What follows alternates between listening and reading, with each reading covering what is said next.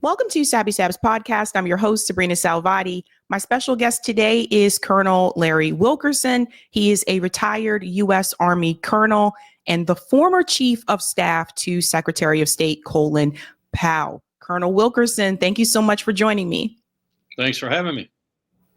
So I have so many questions for you considering the time that we are in right now. I know during your time under Colin Powell, you did have criticism about the Iraq War. And I know during that time, that was not something that was a popular position for people to take. I remember even when we talk about people in a popular entertainment, I do remember Phil Donahue getting a lot of pushback for criticizing the Iraq War. I also remember the Dixie Chicks.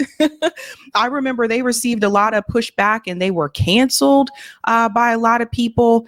Later on, this became more of a popular position. So I think the first question that I have for you is, what was it like being a part of that administration during that time and having those critiques of the Iraq War?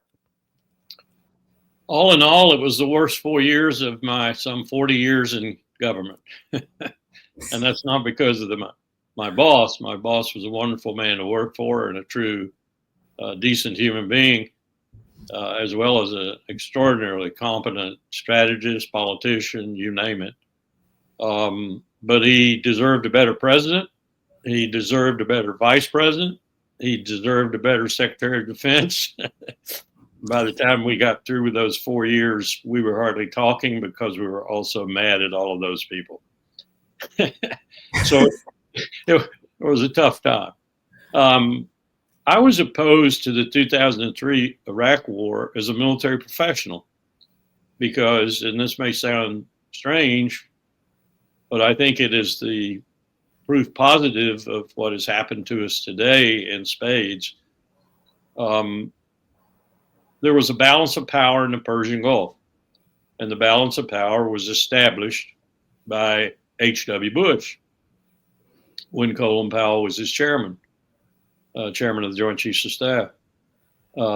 And that balance of power was a rough balance of power, but it was between Saddam Hussein on one side, the Arab country of Iraq, and the theocracy, if you will, on the other side, the Persian country of Iran. So if you were going to, in 2002, 2003, or whenever, given that situation, take out one of those fulcrums, one of those balancing entities in the Persian Gulf, you had two choices. You would let chaos reign, and chaos reign over 20% of the world's oil supply, or you would go in and balance yourself. Well, guess what we've done? We've gone in and balanced ourselves. We now have more forces. Most Americans have no clue about this. We have more forces in the Middle East than we do in Europe. We have more forces in the Middle East than any other place in the world. And it's astonishing that we get away with the American people, the tax dollars and everything else, because we really have no significant interest there other than that oil flowing now to our allies, because we don't really need it anymore. So that was my principal objection. And people today will say to me, well, did you object to the killing and all the rest? Well, of course I did. It was useless, both sides. We lost 4,000 or 5,000 Americans and allied partners, and good Lord, we probably killed 100,000, 200,000 Iraqis. And we put 15 million Iraqis into either internal diaspora or into an external diaspora. And the region hasn't recovered yet. Iraq hasn't recovered yet. We're still seeing the repercussions of our war started in 2003. So that's a long answer, but I really think we screwed the region up badly. I agree with you on that. I've noticed a change over the years. I remember, a lot of people don't know this, I don't think I've told this story, but George W. Bush, actually met him in person, not on purpose, but good qualifier. He was very, when I met him in person, I said to myself, I see why some people, voted for him, because he didn't come across the way that, for example, previous presidential politicians did. He spoke just like a typical, average, everyday guy. He was very down to earth. And I was surprised, like in person, I was just like, wow, he's just talking like people I went to high school with. I went to high school in North Carolina. So I was like, he sounds like people I went to school with. He didn't sound like this, snooty, like politician or someone who came from like a political family. So I was like, I can see how people may have thought, okay, well, this guy seems like an okay person, whatever to vote for. But I've noticed there has been a big change within the Republican Party. More people are against that style of leadership that George W. Bush had because of the Iraq War. And more people started to lean towards, I guess, what you would call a right-wing populism, more like the Donald Trump-like style. But what was interesting to me is that even though there were protests during the Iraq War, I do feel like it didn't receive as much attention as it could have if we had social media during that time. Because I remember even thinking back then, I fell for it. I fell for we're going in there to take out the bad guys and Saddam Hussein has weapons of mass. I fell for all of that. And so I was very surprised to find out that that was not the case. And I'm curious to hear how you felt about that, the fact that there were people protesting the Iraq War at that time, but it was shamed upon. Like, people did kind of look at you in a certain way and like, how dare you protest against this war? How did you feel about that during that time? And do you think that social media could have played a difference? I do. I went to London in the middle of the largest anti-war protests in the world's history. I mean, it was incredible. Bobbies on their horses couldn't even move. I feared for the horses because the horses were immobilized. And, horses strike out sometimes when they get immobilized like that. It was the biggest crowd I've ever seen in London, and I've been there for New Year's Eve. Did it do any good? No, it didn't do any good. We went to war anyway.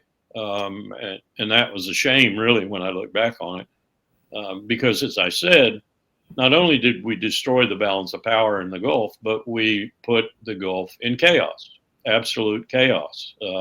Iraq still hasn't recovered from it. Syria now is partly a result of that. We don't know which way Syria is going, but I'll tell you right now, the Israelis, I saw satellite photography this morning. That's where I came from. The Israelis are already building internments in Syria. They're already occupying portions of Syria that are even outside the Golan Heights. So we've got a mess going there. The Turks are never going to permit that. So we may have a clash between Ankara and Jerusalem before this is over with. But to your question, I don't think we have had a really serious anti-war movement in this country since Vietnam. And as you and I were discussing before we went on the air, I think part of the reason there was the draft. You had young men and young women, mostly men at that time, but some women, who were threatened by the draft. And we don't have anything like that today. What we have today is a mercenary military. And that's no insult to those who do serve, but it's a mercenary military. You talk to almost any of the young men, young women, they'll tell you they came in for a college education. They came in for the $50,000 bonus. Now in the Navy, they came in for the $100,000 bonus. I mean, it's incredible the money we're paying to get these people to serve. And even with that, for the last 3 years, the Army, the Navy, and the Air Force have not met their recruiting goals until this last year. And you know how they did it this last year? They did it with women. Women volunteered at a staggering rate over the last year and made up for the very big shortfall in men, so that the Army barely made its recruiting goal by about 2 soldiers. They made their goal.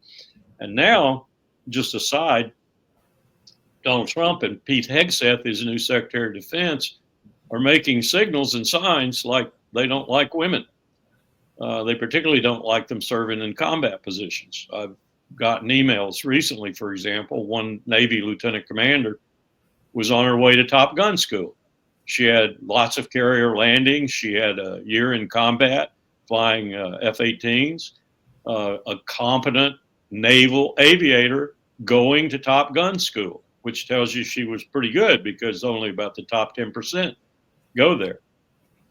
Her commander called her in, her male commander called her in and told her her orders were canceled and go pack her bags, that she was not going to be in a combat position anymore.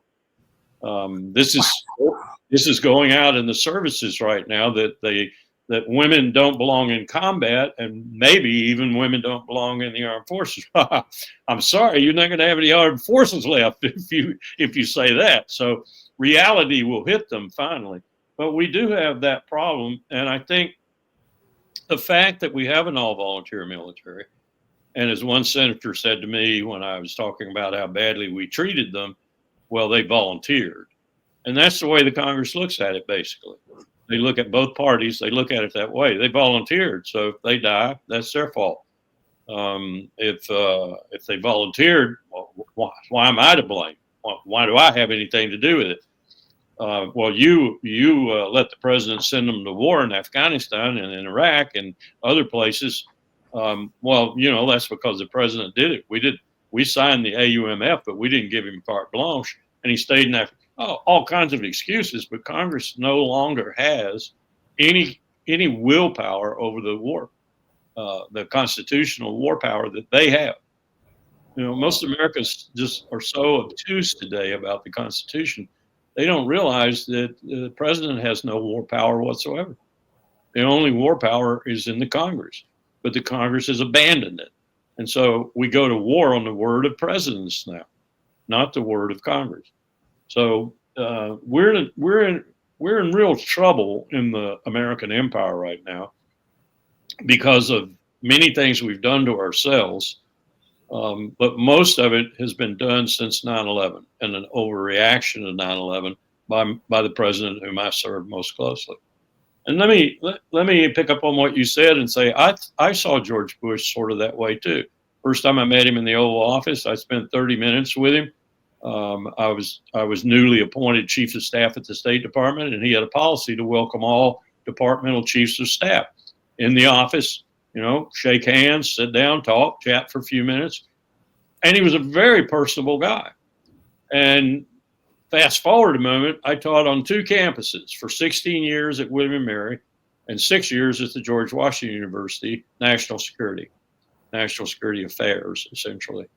And what I came to find over that time, as I studied the second Bush administration with my students and thought about the first one, as well as studied it with my students, was that the vice president Dick Cheney had captured the first 4 years, captured them basically for national security issues, including the war. And what you saw and what I saw in the president was what you described. A hail fellow, well met, a pretty decent guy, a Christian who believed in his Christianity, who was misled by his vice president, misled all over the place by his vice president. And that's what got him into the war. I think probably if he were telling you the truth today, he'd say he regrets that decision. He's the only one who in his memoirs wrote, if I had known at the time that Saddam Hussein did not have weapons of mass destruction, I would not have gone to war. He was lied to by the intelligence complex led by the vice president of the United States.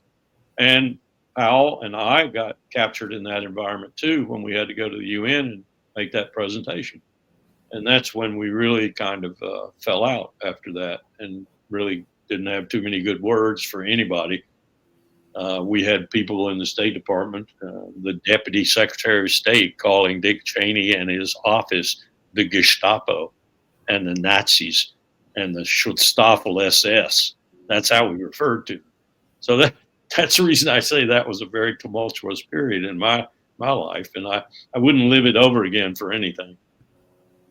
I can only imagine. It's interesting how much power Dick Cheney had when he was the vice president. And I was saying this as well during the Biden administration. Every time I had criticism of the Biden administration, and especially when Kamala Harris was announced as the nominee, the feedback I would get with some people is that she's just the vice president. She doesn't have any power. And I would always remind them, well, Dick Cheney had a lot of power. And then it also didn't look great when Joe Biden came forward and said, yes, she was involved in every decision that I made. She was in the room. And it's just like, oh, my God, like, you're really going to lose this election. Because that brings me to the Gaza situation. Yep. Because the biggest mistake I think that Kamala Harris made was not differentiating herself between Joe Biden, particularly on Gaza. And I've explained this to people before. When you don't oppose those crimes abroad, the crimes of the empire come back home. So when you show the American people that you're not even willing to say, you know what, this is they are attempting a genocide here. They are trying to dispel the Palestinian people. They want the land. I don't agree with that. Here's what we're going to do. When you can't acknowledge that and you're running for president, what happens is people shift all the way to the other side. And I think that's how someone like Donald Trump was able to win again, because if you can't call out genocide, well, then why would people, and anything's a go now, anything's a go. So this is Trump's second presidency, and he's already done some crazy things, some things that people applaud, but some things that are obviously outlandish. But I feel like the outrage is not as intense this time around as it was during his first presidency, because the Biden administration gave the green light to a genocide. Why do you feel that these politicians, particularly, I know Biden is Zionist, but more so Kamala, why do you feel they refused to try to hold Israel accountable, other than, you know, the lobby interest group like AIPAC? Like, it's ridiculous. If it was Russia that was doing what Israel is doing, they would be calling it out vehemently. But they will not push back on Israel. Well, that's a pretty good analysis you gave. Let me back up and pick up on one thing you said. Shirley Ann Warshaw, a political scientist at Gettysburg College, wrote a book right after Bush left his second term called The Co-Presidency of Dick Cheney and George Bush. It's a very good book, and she's absolutely right. It was a co-presidency in the first term. Bush figured it out, put Cheney in a closet, and had a fairly successful second term with Condi Rice as his Secretary of State, who got along with him very well.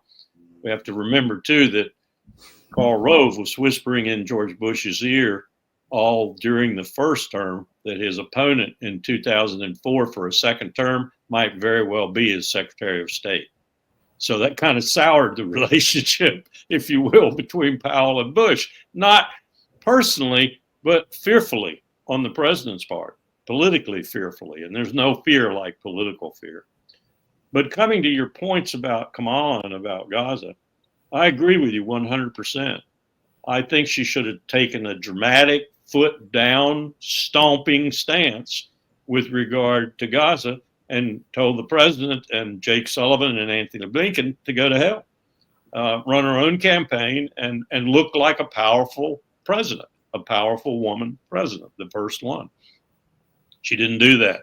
She just kind of, as you intimated, she just kind of went along with the flow. And actually, I watched her quite frequently. She wouldn't take questions. She wouldn't answer questions when they did come. She gave some kind of pablum because she didn't want to deviate. But let me tell you why, in essence, that's the case. Israel does not own us. We own Israel. Israel is doing what the people in this country who have taken over the reins of power. And I'm waiting on tenterhooks to see if Elon Musk, Peter Thiel, J.D. Vance, Donald Trump, and this host that he's brought in with him are of this type, because I suspect they are, if you scratch them hard. But the people who are running this country right now are so frightened of our losing our global hegemony that they're willing to do anything to maintain it. And one way they're using Israel right now is to create chaos in the Levant, chaos in the Middle East. And they're using Ukraine for the same purpose. We have an arc of instability, chaos, and confusion now going from the Arctic Circle all the way down to the southern end of the Persian Gulf. And this chaos and confusion is not only to allow us to reestablish economic hegemony over Europe because we were losing it. Germany was taking it away from us. Who did the Nord Stream pipeline? Who blew up the Nord Stream pipeline? I give you 3 guesses, and the first 2 don't count. So we're trying to prevent this shift of power, this major shift of power from the east, from the west to the east, because that's where it's going. 1 in 5 people on this earth is Chinese. 1 in 5 is Indian. 3 in 5 are Asian. 60% of the world's 8 to 10 billion people by mid-century are Asian. That's where the power's going. That's where the money's going. That's where the culture's going. That's where the education's going. That's where the development is going. That's where everything that demarcates an empire or a powerful group of countries, in this case, is going, which is historical because that's where it came from. For the first 3,000 years of human history, the power was in the east, and then it slowly drifted to the west. And the United States became the penultimate empire, or Britain was the penultimate empire that spawned the ultimate empire, the United States. And now it's going back. It's creeping back. It's being sucked back majorly by the huge size and power of the Chinese economy. But there's a lot of others around them too. Now there's Russia in that group. Russia's got a choice to make. Unlike any other country in the world of major significance and certainly of nuclear weaponry, it's in both worlds. Russia is in Europe, and certainly west of the Urals, it's in Europe, and it's also in Asia. Vladivostok is flat in the middle of Asia. So Russia has a choice to make, and it seems like we're forcing it to make a choice to go with the movement towards the east, with China, with other countries out there like Indonesia, one of the most populous countries in the world. And other than the population in India of Muslims, the largest Muslim population in the world. So this shift is taking place, and we're fighting it tooth and nail. And we're using Israel and Ukraine right now as our foremost on the ground proxies to wage this war. And we're ultimately headed for waging war with China. This explains a lot, because I know I was very shocked but excited about the pro-Palestinian protests that we had, not just in the US, but in the world. And I'm seeing, like, I was here in Boston, went to the protests here in Boston, but also in DC, over 500,000 people. And I'm just like, the whole world is pushing back against the West and their agenda. And I think what may have happened, and correct me if I'm wrong, it almost seems like to me, I told people the Biden administration 100% was in agreement with what Israel was doing, because they want Israel to have that land as well for their own U.S. interests, right? I think the Biden administration, they were shocked to see that the world was against what they were doing. I don't think they anticipated hundreds of thousands of people coming out into the street saying what Israel is doing is wrong. It almost seemed like they didn't know how to respond to it at first.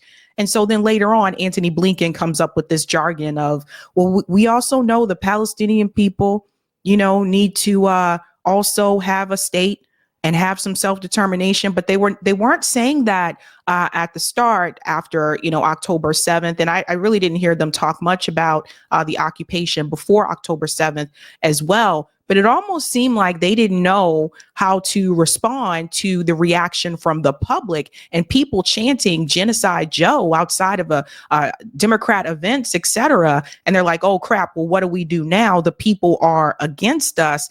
And I felt like the rhetoric that came from Antony Blinken was just so much in a way to try to get people to calm down a little bit and to make them think that there's going to be justice here for the Palestinian people as well, when in reality, what you're saying is that the U.S. government 100% is supporting what Israel is doing. Absolutely. And, one of the indicators of what you're just talking about, and it brings in your comment about social media too, one of the reasons, if not the reason, we had a problem with Chinese ownership of TikTok, although it wasn't really Chinese ownership. There was a guy in Singapore, but we had a problem with that was because TikTok was carrying the message all the time, whereas the mainstream media in the empire was not carrying the message. It was not making Palestine an issue. It was making Israel in the October 7th attack by Hamas on Israel the issue. And that was fine with Biden and Blinken and Sullivan. That was fine with them because that's what they wanted. And it was absolutely fine with Netanyahu, of course, because the exquisite Israeli propaganda campaign was working. But TikTok was defying it. So we had to come up with a security reason. And I'm curious, I want to know, why did Trump reverse that? He, at least for a short period of time, he's reversed that, because in every other respect, except personal, I think he detests Bibi Netanyahu. Trump actually detests Bibi. But in every other respect, he's even worse than Biden, Blinken, and Sullivan with regard to Israel and what he wants it to do. And I think this comes from his transactional nature, where he sees those beaches in Gaza, he sees that Mediterranean coastline, and he envisions hotels, casinos, and all the rest of the things. And he just like to move the Palestinians. I understand right now he's recently suggested that maybe they should just go here, here, and here. He started with Jordan, Egypt, and other Arab countries. Then he decided maybe he would send them to Southeast Asia. Now I understand he's got advisors talking to him about, could we take them? And of course we could. I mean, we could if you wanted to. Most Americans have no clue about this, but we are one of the least dense countries on earth. We're certainly the largest, least dense country in terms of population. You know, we have vast swaths of land. It's not sometimes the most hospitable land, but we have vast swaths of land that's unoccupied. And could it be occupied by other people? We could take on another 50, 60 million people easily without straining a lot of our resources and a lot of our land and food and everything else. That is until the tariffs start kicking in and avocados cost $18 a piece and that sort of thing. But, you know, he's going to be he's a businessman. He doesn't think about other things. He has no empathy for people. He has no human empathy. And I'm not so sure he has any sympathy either. When he looks at things, he just looks at them in terms of transactional costs and transactional savings and profits. And so, you know, where he's going, I don't know, but he is a different person in this calculus right now. And I don't know how to figure what's going to happen to the Palestinians. But I do know that so far, all he's proposed has been purely transactional and fairly stupid in terms of the Palestinians. You know, there's a solution. There's always been a solution. And the solution is a state for them, a state that isn't attacked periodically by the Israelis, and a state from which they don't attack the Israelis from. And people say, that's hard. That's so impossible. Oh, you can't have a two-state solution. It's impossible to have a two-state solution. That's hogwash. It is not impossible. It's just that the United States of America, the American empire, does not want one. It does not want peace. It wants Israel to keep everything in turmoil on its behalf in that region. I'm so glad you said that, because everyone keeps saying, well, Israel doesn't want it. But no, the United States government doesn't want it either, because having a two-state solution, that would mean that the Palestinian people would have to have a military. And the U.S. does not want them to have a military, nor does Benjamin Netanyahu. But they keep all this blame, they keep pushing on Israel. It is very much the same interest that the U.S. government has as well. It's not just the Likud party in Israel. And I think more Americans really need to, I think some people are waking up to that, but I think more Americans are going to see, especially during this Trump term, that both of these political parties agree and support what Israel is doing. And that's a big one. And that brings me, oh, go ahead. In 2004, about the time Powell was getting ready to do his last bit for the roadmap for the peace process, for the Middle East peace process, you know, all those terms we use, all those buzzwords. George W. Bush entertained the then Prime Minister of Israel, Ariel Sharon, in the Oval Office. Bush turned to Sharon and said, everything's failed. The peace process, the Middle East peace process is dead. The roadmap, what's the roadmap to? It's a roadmap to hell. Everything's failed. For 50 plus years, it's all failed. Over to you, Mr. Prime Minister. Sharon looked like a deer caught in a headlight. You know, what do you mean by that, Mr. President? I mean, over to you. From now on, we'll back in anything you want to do. That was the policy being undisguised. That was the policy just being thrown at the Israeli prime minister of the time. Go do what you have to do. We've been doing that ever since. Well said there. And that leads me to Russia and Ukraine. It was just reported that Zelensky is now stating that they have lost $70 billion that has come from the United States. Now, we've been giving them aid ever since, as long as I know, ever since the start of the Ukraine war. We've been giving them billions and billions of dollars. And I think more Americans have started to push back on that as well, because they're saying, like, all this money and all these resources are going out to the door to Ukraine. And part of that package included healthcare, which Glenn Greenwald had discovered. And Americans are starting to look around and say, wait a minute. We don't have bridges that are functioning properly. We don't have healthcare for everyone in this country, but we're giving billions to Ukraine. This particular situation, and I've spoken to Scott Ritter about this as well, I don't think there is a win for Ukraine in the end. Even if they have a negotiation, I don't see Ukraine getting what they want, or I don't see any benefit for the Ukrainian people. What I see is a country that is failing economically and has lost a lot of people because they're just pulling people off the street to go fight this war that they know they can't win. You're right. Russia's won. There's no question of that. No question at all. The only question being asked about that on the other side is, when is Zelensky going to either be assassinated or removed? Because I'm not negotiating with that dude. He is not a legitimate representative of the state of Ukraine. And he isn't. He isn't. So they need to have elections. They need to elect someone new. I suspect that what's going to happen is the oligarchs in Ukraine themselves will probably take Zelensky out. That's what happened in the past. Many times did it happen in the past. When I was first chief of staff of the State Department, I had to babysit the then Ukrainian ex-president who had been nuked. You know, I don't know if you remember that, but he had actually been poisoned. They said it was the Russians who did it. So he came to this country for some treatment. And I had to deal with Yulia Tymoshenko, too, who was a crook par excellence. She had cornered the telecommunications market in Ukraine, and she was a multi-millionaire. That's all I dealt with was crooks. So to your money question, where that money has gone is to the oligarchs in Ukraine, who are still getting it. And as long as they're still getting it, they're going to support Zelensky.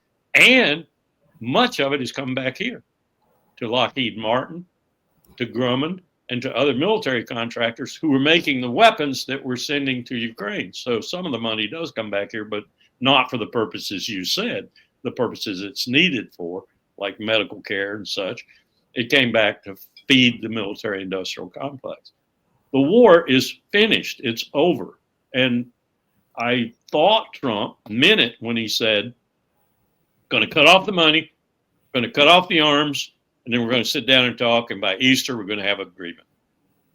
By Easter, that's what he said. We're going to have an agreement.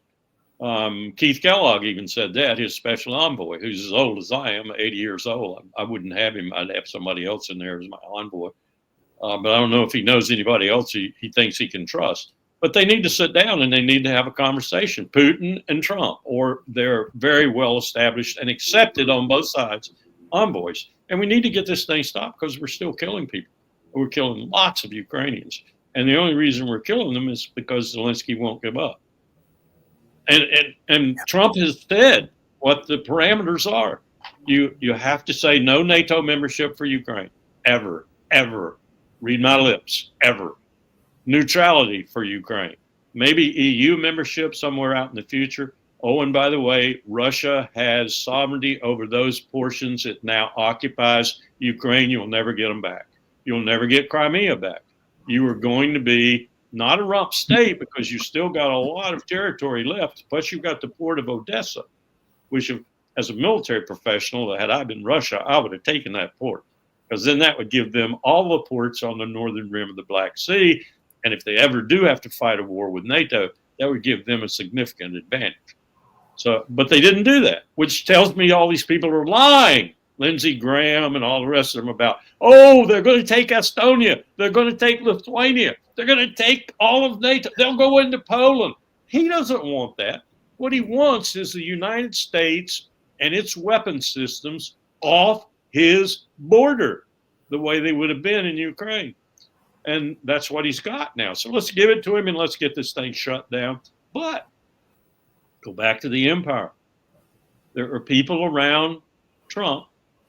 Elon Musk is one of them. Peter Thiel is another of them, who understand what you and I have been talking about. They understand that they're losing. They're losing this great suction of power away to China. And so they're doing everything they can to stall that, to prevent it from happening fully. And this is part of their way of doing it, bleeding Russia through Ukraine, and even bleeding Russia through Syria, if you think about it for a moment.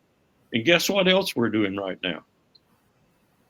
Colin, forget his, Georgescu. Colin Georgescu just won the preliminary elections in Romania. But he's threatened to take Romania out of NATO. He's threatened to be another Viktor Orban type leader. Well, what did we do? We sent the CIA in to foment against him and try to destroy the elections that he might win and become the leader of Romania. We're doing the same thing in Moldova. What are we doing in Georgia? The Georgia Dream Party won just by the skin of its teeth. And the Georgia Dream Party in power right now wants a balanced policy. They don't want to make Moscow angry, nor Washington. They want a balanced policy. What are we doing? We got the CIA in there trying to overthrow that government and establish a government that wants to be on NATO's side. Bring Georgia into NATO even. When what happened last time they tried that? My president went to Tbilisi and said, besides Saakashvili, then the president of Georgia, that Georgia would be a member of NATO very soon in the future. What did Russia do? It invaded the two northwestern provinces, South Ossetia and Abkhazia, and took them over. So, I mean, there's your prelude to Ukraine. Look what Georgia threatened to do. Look what Russia did to Georgia as a consequence. Now you're doing this in Ukraine, and you think Georgia won't do, or Russia won't do something about it? It surely did. So this is a game this is the great game we used to call it, when Russia and Britain and British Empire were playing it. Well, we're playing it now. We're playing it for high stakes. We're playing it for the remaining whatever time the American empire has left. The kicker here, the real crime, sin, malfeasance in office, whatever you want to call it, is that Xi Jinping and China have no desire to fight us whatsoever. None whatsoever. They are convinced, and probably rightfully so, that economically, trade-wise, commerce-wise, they're going to beat us in the long run anyway. They may not, but they don't want a war. They would rather see, and Xi Jinping actually uses this phrase in Chinese, it's sort of ASEAN communities, like ASEAN, the Association of Southeast Asian Nations, where there's no security component to it. There's no hegemonic attempt to it. It's all trade. It's all people trading. It's all people doing business with one another. They call it cooperation, comedy, and collaboration. They don't want a war. We're the ones who want the war. And that scares me because I know the state of our military right now. And if we went to war with China in the South China Sea or anywhere else for that matter, we would lose conventionally. And I'm really worried what we'd do then. I think we'd probably go nuclear. And that's a very worrisome thought. I think so as well. I also feel like our actions are pushing more countries into BRICS, to be honest with you, because I'm just looking at it the other day. It's Saudi Arabia's got they're mulling their offer over. You got 2 other countries that have been invited, and I think we're up to 23 now. Yes. Yeah. Forming a multipolar world. And I think a lot of times, I think a lot of people point fingers at China because easy to do so, right? That like, oh, there is a Chinese spy balloon over there, etc. Like, and I've tried to explain to people, oftentimes we are the ones that are the aggressor, and oftentimes these countries will be fine if we just left them alone. But the U.S. doesn't want to do that. Overthrowing leaders in other countries. Look at the disaster that's happened in Syria now. Like, it's complete chaos from what I've seen. And I think that, what message would you send to people who are, because I've told people don't join the military, right? So, and I come from a military family. My dad sits back and he sees these things that are happening. I say the same thing. Yeah. He sits back and sees the things that are happening right now. And he said, this is ridiculous. Like, it was a lot different back then, like during his time as well. But I do feel like I try to tell people don't join the military because, and I get it. You may sign up because you think you're going to get, you want the benefits, or you want to maybe get out of poverty, or, you want guaranteed housing, those types of things. I understand that. But you're also signing yourself up to participate in these wars, to go abroad and to kill people and maybe not come back home. And then you have to deal with that and reckon with that, I think, for the rest of your life. And what would be your message to people who don't fully understand the U.S. involvement in foreign policy and do believe that Russia is the aggressor or China is the aggressor? My argument to them is that sit down for a few minutes and I'll explain to you from my 45 years of experience in the military, diplomacy, and other places in the government, how the empire is doing all this, and how your country, which you have not been very cognizant of for a long time, which, as Ben Franklin said, it's a republic and a democracy only if you can keep it, you haven't kept, is going awry. And you need to do something about it. In fact, you need to do something quite a while ago. And then they usually say to me, if I'm talking to an audience, or what do you suggest we do? And I have all kinds of suggestions for them. Vote the people you have put in Congress out, because I can count on 3 fingers maybe who there is worthy of the name of representing the American people.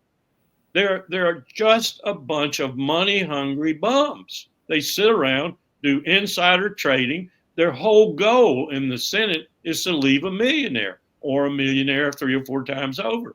And many of them are millionaires when they go in. Take Rick Scott from Florida, for example. Rick Scott put together this huge healthcare company that milked Medicare every state in the union virtually, made Florida its hometown, and then ran for the Senate. That's what we have today. We have those kinds of people representing us in the Congress, because the American people don't really care anymore. If they ever did, they certainly don't care today. We got people in there like Mitch McConnell. We got people in there like Chuck Schumer. We got people in there like Lindsey Graham. These are despicable people who do not give a damn about the American electorate. Only when they have to get reelected. And then they just dole out the money that many of them get from the military-industrial complex. It's almost like buying votes. And Americans don't vote anymore. We did a study at William & Mary to see just what the average turnout was in a non-federal election in a state in America. And we found out that in many districts, in many places where representatives, governors, and other people were being elected, less than 10% of the electorate that was qualified to vote actually voted. Ted Cruz won his first term with 11%. You can buy that much. You can buy that much because we don't care anymore. Do you know that 90 million Americans didn't vote in this last election for president? Now, that's the one place where people usually do come out, at least over the 50% mark. But that leaves in country that has 340 million people, that leaves a lot of people who didn't vote at all. About 90 million didn't vote at all. Part of that, I think, was your commentary on Kamala Harris there at the beginning. She didn't get many people inspired to vote. And part of it was they didn't want to contrarily vote for Donald Trump. But they didn't vote. They didn't vote at all. So we are not taking care of our republic, and our republic has become an empire, and the people who are running it don't give a damn about the American people. You can bet your bottom dollar on that. Elon Musk, Peter Thiel, Robert Mercer, Miriam Adelson, they don't give a damn about the American people. They could care less about the American people. All they care about is their fortune and their power. That's it, period. In some respects, Donald Trump is a sort of a model of this type of person. And it remains to be seen how much damage this model is going to do. I also feel like the ones who did try to fight in some way, shape, or form were pushed out by big money, like Cori Bush, Jamal Bowman, Dennis Kucinich. Also, I feel like those voices, they made sure that they would not regain their seats, and that tells you everything. There's no real push from inside Congress to remove corporate money from electoral politics. They wanted to stay there. They wanted to stay there. They don't want that money gone because that's their purse. That's their kitty. That black money coming in, that money coming in with no need for the donor to disclose anything about where it came from. That's their wherewithal, that in the military-industrial complex. I was talking to an Al Jazeera guy this morning in an interview about Tommy Tuberville from Alabama. And he said, how much money does he take? I said, well, when he was adjudicating an argument or a committee meeting with an argument about Lockheed Martin getting a certain contract, at that moment, he was trading stock in Lockheed Martin worth $50,000. I mean, this is our Congress.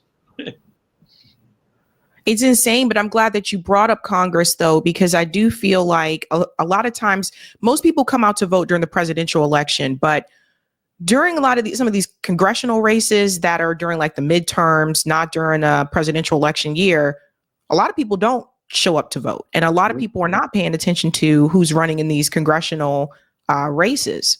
And so there's a large majority, to your point, that does not vote at all. But then the ones who are voting, I think a lot of times people are just voting for their party and they're not really paying attention to the issues or where these politicians stand, or they're not paying attention to the way that they voted on legislation, which brings up another point. One thing that I think Matt Gaetz was really good about, and now he's gone, but I don't agree with most things, but I did agree with him on the subject of single issue bills in Congress. Because there's a number of times where politicians said, well, I didn't like this issue in the bill, but I voted for the bill because it included this. So like the Ukraine funding bill is oftentimes packaged along with other issues. And it's like, if you vote against that, then it's like, oh, those other issues are not going to pass. But I feel like that's intentional. I feel like if Congress wanted to have single issue bills, they could. I feel like they combine all those subjects together because they still want the military industrial complex and the corporations to get their bidding. So they mix all these things together. But I thought that was a strong point that he did have about let's just have single issue bills. They're not even reading these bills. So it was revealed by like AOC. She said people didn't even have time to read over the TikTok bill. They're not even reading them. They don't have time to read 4,000 pages. And people are just voting for things because they're told to. And you know who writes the bills now? The lobbyists write the bills. So if there's a bill affecting Lockheed Martin or there's a bill affecting Bechtel Engineering or whatever, the lobbyist who is working now, there's a Congress worth of lobbyists on K Street now. And many of them are former congressmen who know the buildings really well. They know how to work the system. They come back in and they lobby for these bills. And the bills are written by the people who actually come from the company affected by the legislation. So it's like Dick Cheney when he was packing the bureaucracy. He packed fisheries with people who were against fish. He packed forestry with people who were against forest. He packed the bureaucracy, the regulatory commissions, the groups that were supposed to look after the environment and so forth, with businessmen whose whole goal in life, or women whose whole goal in life was to destroy that agency. I mean, and Donald Trump, I understand, is doing that big time too. I mean, he learned from Cheney in many respects. Elon Musk and some of the other people who are supposedly making the government more efficient. Yeah, watch how they make it more efficient for them. That's right. And one more question for you. Speaking of Dick Cheney again, Kamala Harris did brag about getting the support from Dick Cheney. I thought that was hilarious. I was just curious why you feel Dick Cheney did support Kamala Harris. I think they had no other choice. In his case, he had no other choice because his daughter had done it, and he's pretty loyal to his offspring, and so I think he was following in suit to give some reinforcement to what she'd done. But I remember when she did it, my wife was still alive at that time, and when she first came out, and I essentially said, we're going to regret this. She's going to regret this. And the Republican Party's going to regret taking her on, and they're going to destroy each other basically because she's going to find no home now anywhere, and the Democrats are going to be out of power. I predicted that, and she's going to be a pariah, and he's a pariah, and going around the world and getting lectured by Chinese. Do you see that where he's being lectured by the Chinese statesman saying, "We do not seek hegemony like you do, and we don't make that a part of our portfolio like you do."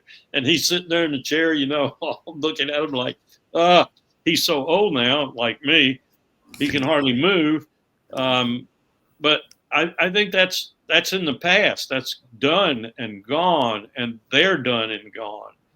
I don't think Liz Cheney has anything left to give to the country that's positive. And I don't think Dick Cheney does either. I really think we need to clean house. I'd be willing to raise my hand and say, if you'll leave, I'll leave. But you would have to be the entire Congress and much of the surrounding apparatus.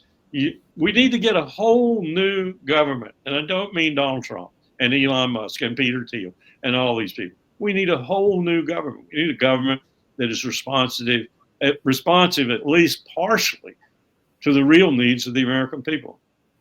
Not a government, for example, that'll look at polls that show 95% of Americans want some sort of gun control and then refuse to vote any kind of gun control.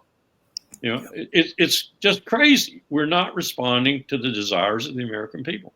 And I'm not saying that we should respond to those who want us to vote them the treasury. The ancient Greeks had a theory about democracy that it goes through stages, and one of the penultimate stages is when the people vote themselves the state treasury. Well, to a certain extent, I don't know if you saw Tom Massey, I think it was yesterday, the kind of recalcitrant, iconoclastic congressman from Kentucky. He's a Republican, but I've been with Tom in the office when he said essentially, this is the most broke dick government in the history of the world. He said you can't get anything done here. He was a big fan of the one issue bills too. But yesterday he did a little demonstration, or it was on YouTube yesterday. Had to be fairly recent. He got a glass of tea, and it was about half full. And he asked someone to pass him their glass of tea. And they did, and he filled the glass of tea that was half full all the way to the brim. And he said, "Now, what did I just do? Give me a simple scientific word for what I just did." Well, there are several you could use, but he wanted you to use dilution. I just diluted the tea in the glass that was half full that I poured this glass, it was water actually, water into. I diluted the tea. Now, what do you think we do when we print $5 trillion more and dump it into the economy? What do you think we do? We just diluted the economy. And he goes on to what that means in terms of inflation, eggs going to this price, milk going to this price, and so forth. And he says, now, The argument here in this body is that because Europe and other countries are doing the same thing, in other words, living way beyond their means, it doesn't matter. Hogwash, he said. And that's where we are. Fiscally, that's where we are. The Office of Management and Budget says that this empire, by 2037, is going to be $50.2 trillion in the aggregate debt. Think about that. We're already paying this year $1 trillion in interest payments. You got to pay that or you default. So we're paying the defense budget in interest payments on that debt. On 50.2 trillion aggregate debt, the interest payments will be over $2 trillion. In other words, we'll be paying the equivalent of Medicaid, Medicare, Social Security, and the defense budget every year for interest. We can't sustain that. We can't sustain that, even though we got this new philosophy that we just keep printing money because we're the empire. We're the empire. It's another reason we don't want to go away as the empire, because then we have to pay the piper. We are broke. I hear you there. Although I will say modern monetary theory would say that the deficit ceiling is a myth, that there's no deficit ceiling and all that jazz, and that the government can. Your baker and your banker and your lawyer and your candlestick maker. Yeah. Oh, no, nations are different. Nations are different. Well, they are different as long as you are the hegemon who can dictate the terms of trade. But that is going away. Interesting. Colonel Wilkerson, thank you so much for your time. Thank you for having me. Hey guys, this was a Sabby clip. If you like what you saw, hit that like button and subscribe.